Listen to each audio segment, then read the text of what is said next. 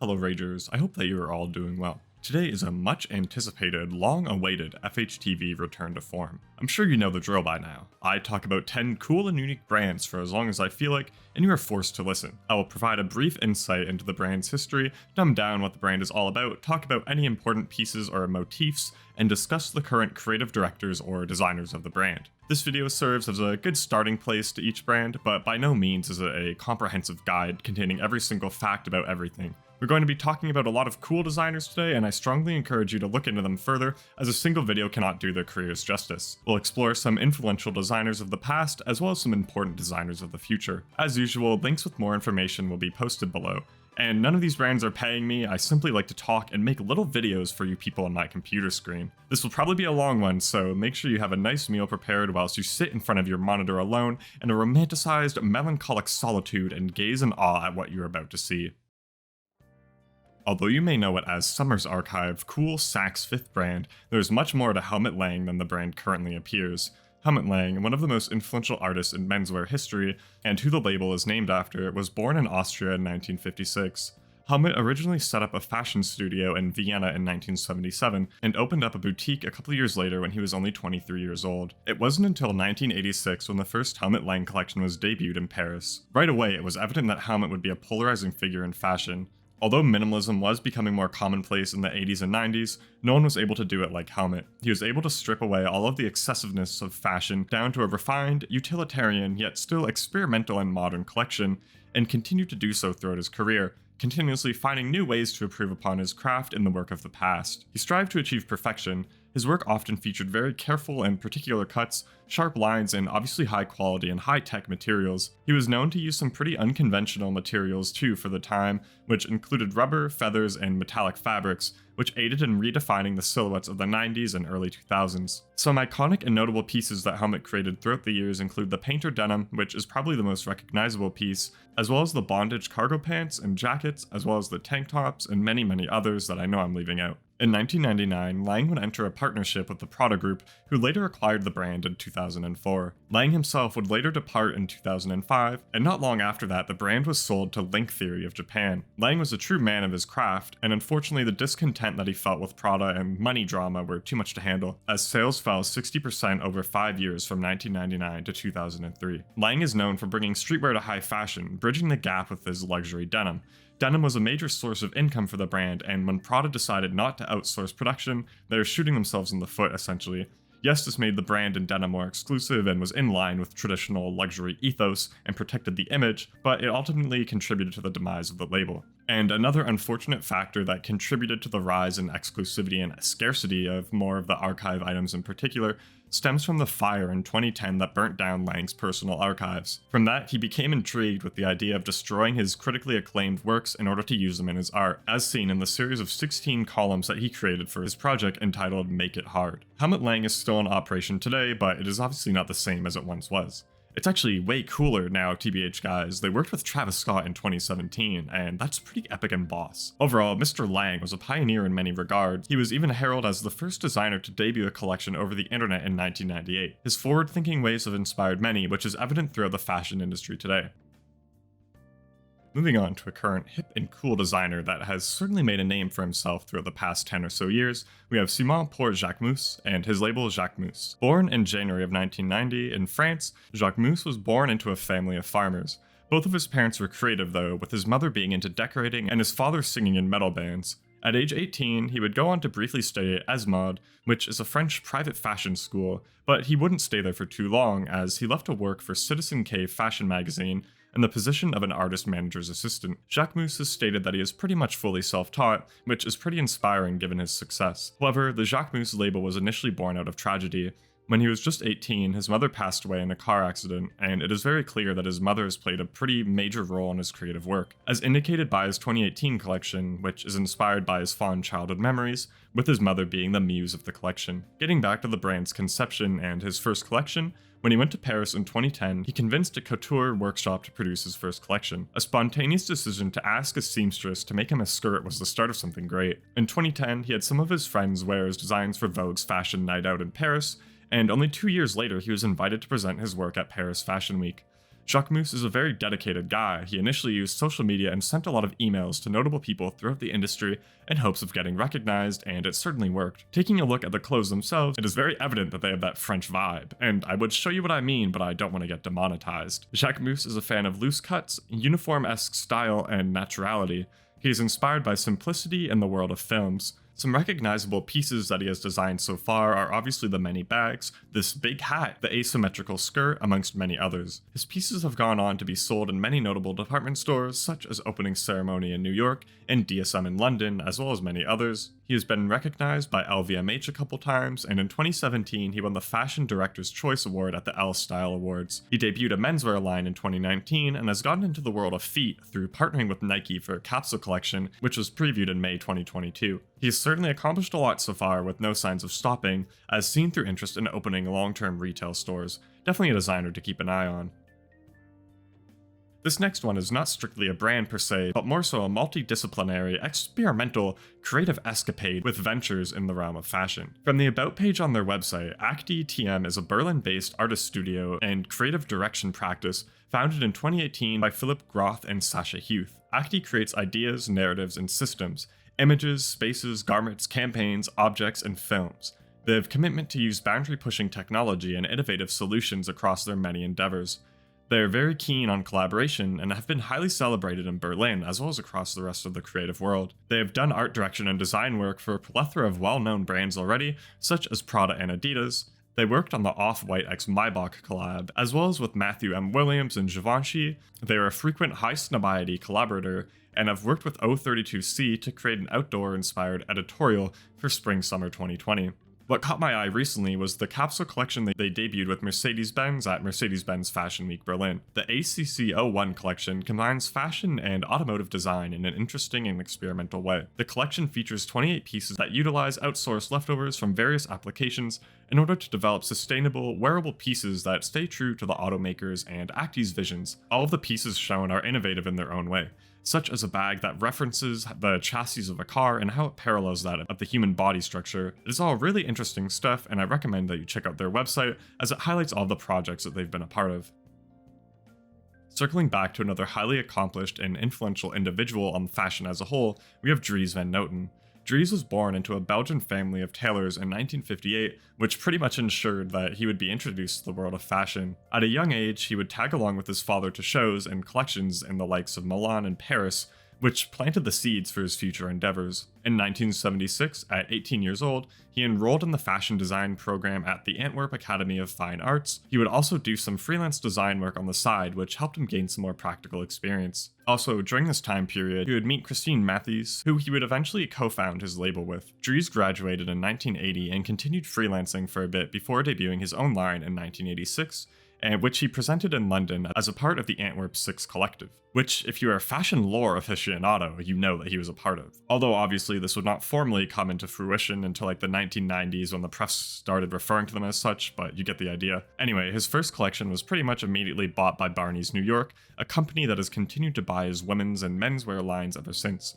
Dries continued creating, opened up a modest boutique, then moved to a bigger department store, and with the brand expanding rapidly, he opened a Parisian showroom and formal office, later even buying a 60,000 square feet warehouse. Dries has always stayed consistent in his values and designs. When minimalism was in style during the 90s, Dries persisted in producing more eccentric garments, and it clearly paid off. Using a rebellious mixture of mismatched styles and textures, Dries has perfected the notion of unique yet wearable clothing. He reveals a lot about himself in his collection, which is why he's a pretty private guy outside of fashion. He is content with chilling and mowing his lawn. Unfortunately, Dries' business partner and brand co-founder, Christine Mathies, would pass away in 1999. He has been formally recognized a lot throughout his career and has won quite a few awards, as well as having an exhibit dedicated to him and his work in 2014 by a museum in Paris, which featured 180 Dries pieces. It's hard to assert just how much he has accomplished in this short period of time, but he has had an immense impact on the world of fashion as a whole.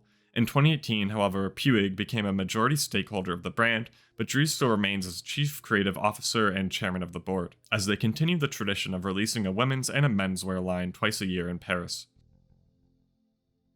Moving on to an influential pioneer of modern-day South Korean fashion development and one of the most successful menswear labels in Asia, we have Jung Wook-jun and his brand juun.j. Growing up in a fast-paced environment in South Korea, Jung was often in the presence of US armed forces as well as his country's mandatory military service, which he himself served in for a few years. Although at the time he wasn't a fan of uniforms, over the course of his service he began to garner an appreciation for the practicality of the clothes. He has been a fan of fashion from a young age and attended ESMOD in Seoul after completing his military service. He graduated in 1992 and began to gain practical experience in the design industry through working at the likes of Club Monaco, which led to him launching his own domestic brand named Lone Costume in 1999. This would lay the groundwork for his future endeavors. It quickly became one of Korea's most exciting brands, featuring many large silhouettes, and although they were mostly men's clothing at the time, they would be worn by women as well. He was an early challenger of gender boundaries in fashion, which is something that would continue into the current era of juun.j. One of the most important pieces debuted during this time period of the brand would be the trench coat, which Jung would continue to produce reiterations of throughout different seasons. The brand had an avant-garde yet still a very streetwear attitude, which contributed to the appeal and success. This is something that he dubbed street tailoring. Jung was selected as one of the top 4 designers to watch by the Asia Times and had garnered a cult following, which prepared him to take on the global market. In 2007, Jung renamed the brand to juun.j and was ready to hit the international stage. However, he would not forsake his bond to South Korea. Juun.j serves to challenge preconceived notions of the traditional South Korean view of a masculine man. Hence, feminine silhouettes combined with sharp edges produce a stark contrast that results in pieces of the brand being able to be worn by anyone. In 2012, he joined Samsung Shill Industries, which has helped support the brand, and the brand can be found amongst many famous international stores such as DSM, Neiman Marcus, Essence, and many others. In 2019, he opened his first permanent flagship store in Seoul and has continued to debut some really interesting collections. They have a really good website that highlights all of their campaigns, projects, and an archive of their collections, which I recommend checking out. And so, since we talked about Helmut and his time with Prada, I figured it was only fair that we talk about Jill Sander as well. Born in a small town in Germany in 1943, Heidemarie Jolene Sander would go on to study at the Crefeld School of Textiles and graduate in 1963. The same year, she would go to UCLA as an exchange student until 1964, where then she would begin her career as a fashion journalist and go on to write for Macau's magazine in the US, and then the Germany-based magazines Constans and Petra. At 21 years old, she moved back to Germany after her father passed away. A few years later, she opened her first boutique at the age of 24 in 1967 in Hamburg, which stocked her own designs as well as a select few brands. Jill Sander officially founded her label in 1968, and although her first showing in Paris in 1975 did not perform that well, that obviously didn't stop her. She continued the refined minimalism look, which eventually took off in the 80s, which, in 1989, the Jill Sander brand went public on the Frankfurt Stock Exchange, and subsequently allowed Jill to expand into the Asian and North American markets. The brand was flourishing, reporting over $110 million in sales in 1995. The success was recognized by bigger corporations such as the Prada Group, who had purchased a 75% share in her company in 1999. Sander would, however, remain as the creative director and chairwoman in this new venture until less than a year later when drama ensued. After disagreements and creative clashes with Prada's CEO, Patrizio Bertelli, Sander resigned and a lot of the production staff left with her. Both brands took a pretty big financial hit, but Bertelli would approach Sander with a truce, which Sander agreed to very briefly.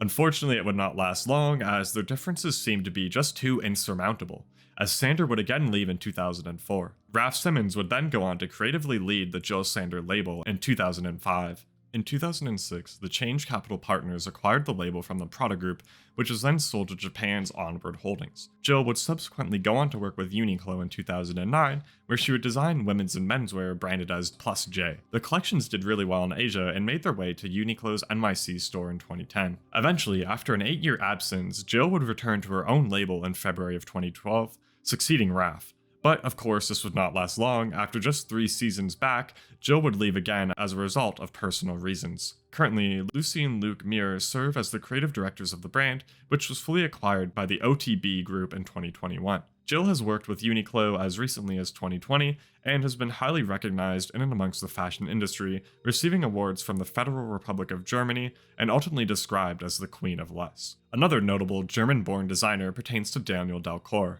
Although much more of a new-gen brand, Daniel Dalcour is the founder and creative director of the Milan-based Dalcour brand, which he founded recently in 2020. Daniel left Germany at the age of 16 to study art, ceramics, and sculptures in Italy, eventually upgrading his studios to focus on design, arts, and fashion at Milan's IED. After completing his studies, he began interning at a variety of noteworthy fashion houses and designers, such as Dolce & Gabbana and Versace. He would eventually go on to work with Alessandro Michele and Gucci, who served as a mentor to him. Through working with celebrities like Bjork, he learned a great deal about red carpet dressing and how fame and celebrities can be handled. Bjork, obviously being very innovative and prominent creatively in her style and artistic work in general, can definitely serve as an influence behind his very glamorous brand. Dalcora is stated as being a vision of mutant glamour that stems from a passion for sci-fi and fantasy cinema, modern architecture, and the world of nature. Daniel has also cited Alexander McQueen as an influence on his work. It wasn't until February 2021 that Dalcora debuted their first collection in Milan, which was the only show staged physically to a small audience during that Milan season. There's a lot of really cool stuff here which immediately caught the eye of many,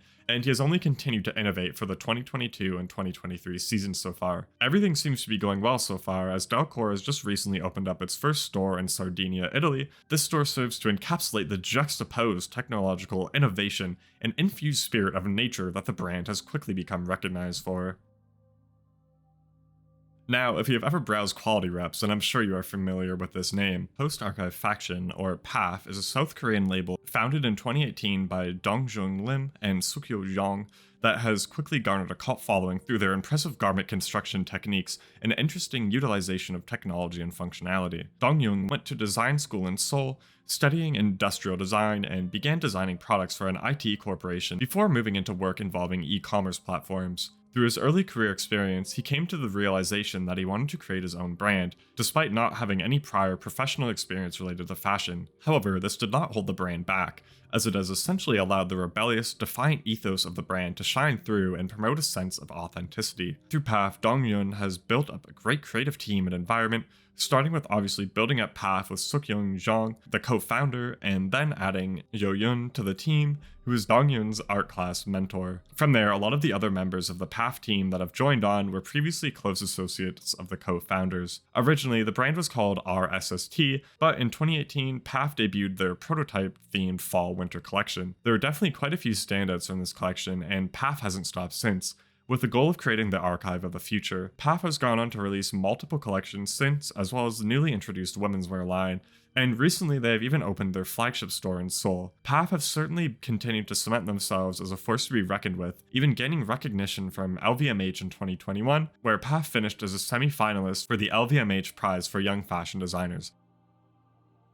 Another cool up-and-coming label that I have just discovered recently as a result of Copenhagen Fashion Week pertains to Berner Kuhl. The brand was founded in 2019 by Frederick Berner Kuhl with a strong vision of educating the next generation of consumers on good products. Before launching the brand, Frederick had past experience in production, experience in design, and completed his master's degree from Palmodia. Frederick recognizes the fast-paced nature of not only the fashion industry, but the world itself. He strives to constantly improve to do better while working towards educating others on sustainability. As stated on their website's About page, our deepest wish is to offer something of substance, something that people will wear for years to come, and not just for another season, to become an integral part of the menswear wardrobe. That is definitely appealing to those who are anti-trend, anti-fast fashion. And as you may have guessed, Frederick is a big helmet-laying fan, and Berner Kuhl's follow a similar utility, uniform-based, natural design ethos. The brand debuted their first collection at Copenhagen Fashion Week Spring-Summer 2022 and immediately began to get attention. The garments featured are very practical, simple, yet elevated, with the key message of the label stating that wearable does not equate to boring. Definitely another interesting and important brand to keep an eye on for all of you ethical consumers out there. And last, but certainly not least, we shall be exploring Christopher Raeburn and his label raeburn, another educational, inspirational, and sustainable brand. Born in 1982 in southeast England, Christopher Raeburn was a very imaginative child and often encouraged to turn his drawings into reality. At 11 years old, he spent some time in the Air Cadets and later graduated from London's Royal College of Art in 2006. He began freelancing as a pattern cutter before setting up his own studio in 2008, followed by creating his own label. He debuted his first collection during London Design Week that same year and began to gain recognition.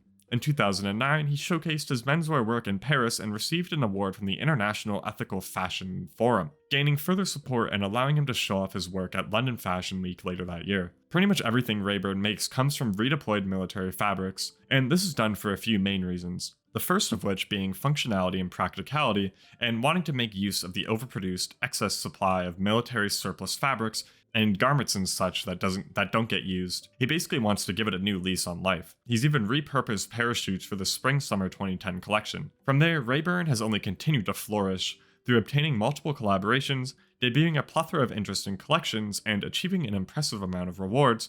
Christopher and his brand have certainly gained immense recognition. Since 2010, raeburn has worked with the likes of Moncler, Fred Perry, MCM, Timberland, and many others. The label is also stocked in a wide variety of notable retailers worldwide, and recently in 2022, raeburn has continued its collaboration with Timberland, continuing their commitment to eco-innovation and style. Just recently, the brand debuted their Spring-Summer 23 collection this year at Copenhagen Fashion Week. Raeburn's work serves as a creative call to arms, as he produces and sources his materials locally, whilst continuing to refine his aesthetic, all the while responding to the shifting priorities around the world.